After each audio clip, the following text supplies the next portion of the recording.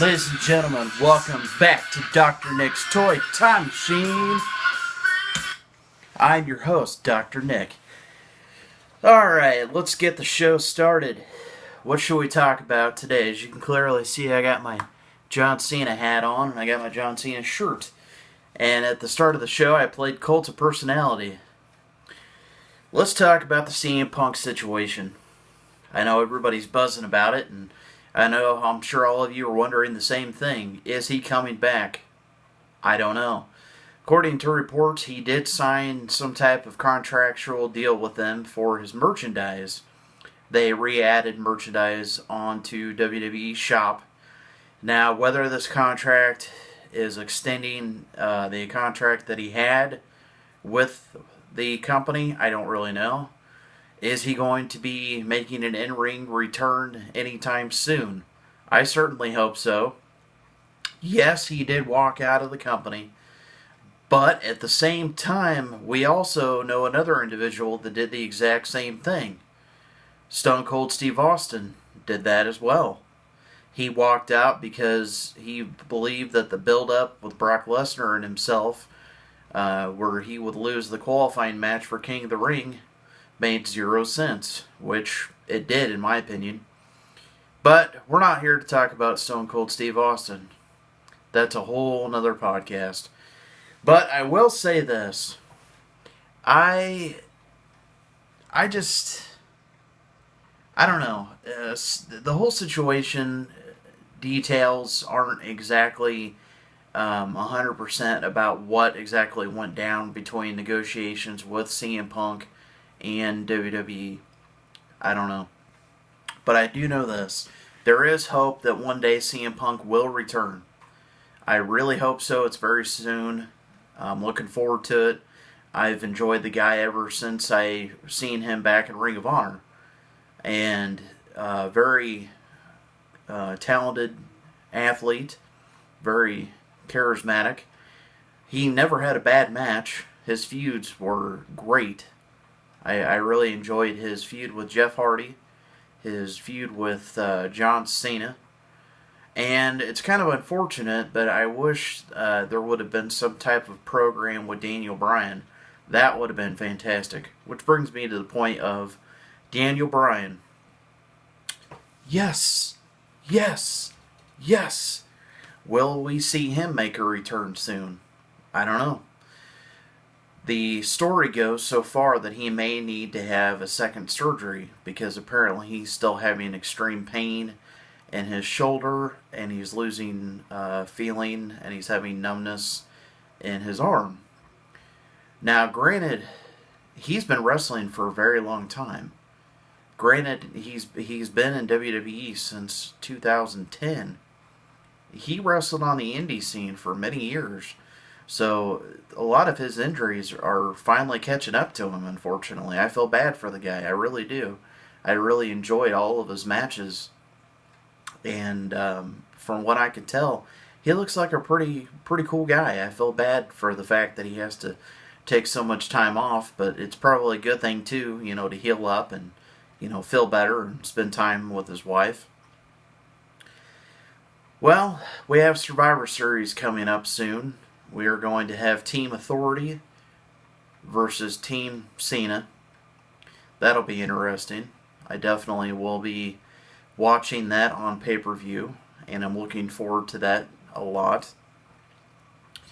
I hope you've enjoyed the prior episodes. If there's anything that you would like for me to talk about, feel free to leave a comment below. Send me a message. Whatever you want to do. I also have a podcast on the FNX network, which I will post a link below. Check that website out. And myself and my friend Justin Bobby do a weekly podcast about wrestling. And also check out the other wonderful shows on the FNX network. But like I said, if you guys have any suggestions, you want me to review a certain vintage toy, talk about a certain wrestling topic, feel free to make a suggestion. That's what I'm here for.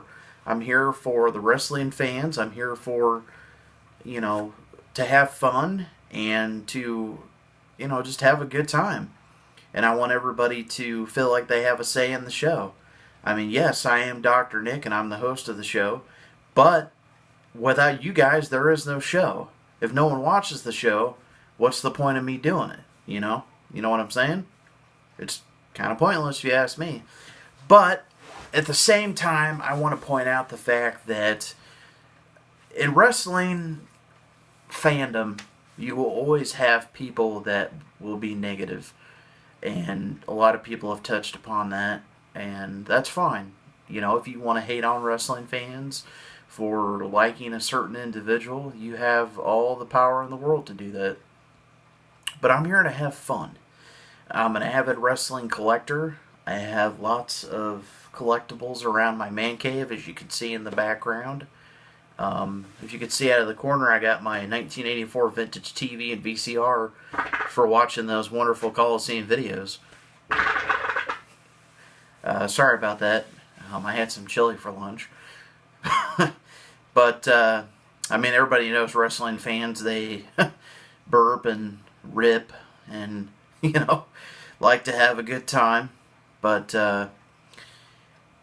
let's talk about some other topics, what's going on right now. Bray Wyatt and Dean Ambrose. That right there is going to be a fantastic feud. I cannot wait to see what comes out of that. The WWE Network is free for the month of November for new subscribers. What does this mean? Currently, right now, there's over 741,000 subscribers. They have not hit their goal of 1 million. So apparently this is a way for them to get more subscribers after the month that's free. They may get some more people to possibly subscribe to the channel permanently. I myself have been a subscriber since March and have no intention on ever canceling. I love the WWE Network. I love the fact that you can watch every pay-per-view. You can watch Saturday night's main event, Monday Night Nitros, Raws, SmackDowns, different specials. I'm hoping eventually they update and upload Tuesday Night Titans, which was a show during the 80s, which was Vince McMahon and Lord Alfred Hayes, and they would have different guests. It was kind of like a Tonight Show, but wrestling. Some of you out there may be a little bit too young to remember that, but I remember it quite fondly, actually. And then after a while, Vince McMahon, it was replaced by Mean Gene Okerlund, and he would interview guests as well. They'd have like Bobby the Brain Heenan, whatever current big superstar, they'd have them on and interview them and have different really cool spots. I don't know. Granted, I was born in 1985, and I started watching wrestling in about 1989, so I was about 4 years old. I remember a lot of it. I remember the Hulk Hogan's Rocket Wrestling, the crazy cartoon that they had, the over-the-top colorful characters like the Ultimate Warrior. The Hulk Hogan was the Hulkamania was basically getting full steam at that point. MTV was very big into the wrestling right at that point. The Rock and Wrestling Connection. You had MTV promoting WWF, WWF promoting MTV, which was an awesome pair because you had MTV fans that were tuning in to watch wrestling, and you had wrestling fans that were tuning in to watch MTV. You had Cyndi Lauper, who came in there and did her music collaboration, and of course you had Captain Lou Albano, who was one of the greatest managers of all time, who was in one of Cyndi Lauper's music videos. Also, Captain Lou Albano actually had a song written about him by a band. I can't remember the name of the band offhand, but the 80s to me and wrestling will be always very fond memories to me. The Coliseum video series that WWF home videos were put out at that time before they made their own are definitely treasures that I like to have in my collection and will never get rid of them. I remember fondly going to the video store in town, Old Town Video, and going down there and renting wrestling tapes when they would come out. And you'd always get a free gift. You'd get like, a poster or a ruler, pencil sets. Lots of really cool stuff would come when Coliseum Video releases. But unfortunately, with the invention of Redbox and Netflix and things like that, video stores just kind of went the wayside, and unfortunately Old Town Video closed back in 1999. So I'm sure a lot of people have very fond memories of going to rent wrestling videos at their local video store, but now you really can't do that. I mean, Family Video is basically the only video store that still exists, but I won't count that because I just don't really care for that corporation, but I won't go into it. But I hope everybody's had a good time watching my previous episodes. Like I said, I want to have a good time. I want it to be entertaining. I want it to be informative. I want you guys to come away from this show and learn things. I want you to tell your friends about, hey, you need to go watch Dr. Nick's Toy Time Machine. The next episode, I will be reviewing certain wrestling toys and giving an in-depth review and kind of giving everybody a heads up of, if you'd like to go out and purchase these items on eBay, or I'll also be giving you tips on garage sales and things like that, because a lot of my items that I find on garage sales and buying sites on Facebook and so on and so forth. I try to not spend any money. I try to spend as little as possible, make trades with things to get these items. But today's episode is brought to you by the FNX Network, like I said before. Also, a good buddy of mine, Ripper the Clown. I would like for you to go to YouTube and type in Ripper the Clown Show on YouTube, and he's amazing. He's a stand-up comedian, basically a comic book character come to life. He's hilarious. He does skits and impersonations. If you get the chance, check out his channel.